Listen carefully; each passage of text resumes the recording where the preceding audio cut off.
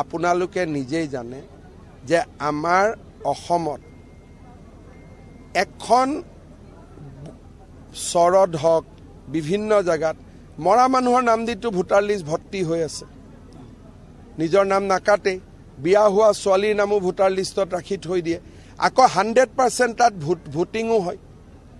গতিকে SIR আহিলে voter তালিকাৰ নাম আৰু আধাৰ এই দুইটা যেতিয়া সংযোজিত হ'ব তেতিয়া সমস্যাবোৰ নোহোৱা হ'ব।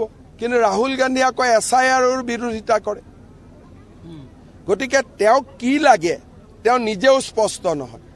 তেওঁতো ইলেকশ্যন কমিশ্যনক গৈ ক'ব লাগে যে ভোটাৰ তালিকা সংশোধন কৰক, নামৰ লগত আধাৰ নম্বৰটো লগাই দিয়ক, যাতে দুটা মানুহে দুই জায়গাত ভোট দিব নোৱাৰে।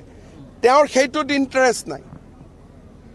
তেওঁ খালি নিৰ্দিষ্ট মানুহ কিছুমানৰ নাম লৈ তেওঁ দেখুৱাই আছে। আৰু যদি তেনেকুৱাই ভোটাৰ লিষ্ট বেয়া, হিমাচলত তুমি কেনেকৈ জিকিলা, কৰ্ণাটকত তুমি কেনেকৈ জিকিলা, তেলেংগানাত কেনেকৈ জিকিলা, তুমি জিকিলে ভাল। ইমান দিন EVM কৰি চলিলে, এতিয়া EVMৰ গুলিটো নুফুটাৰ কাৰণে এতিয়া নতুন গুলি এটা লৈছে।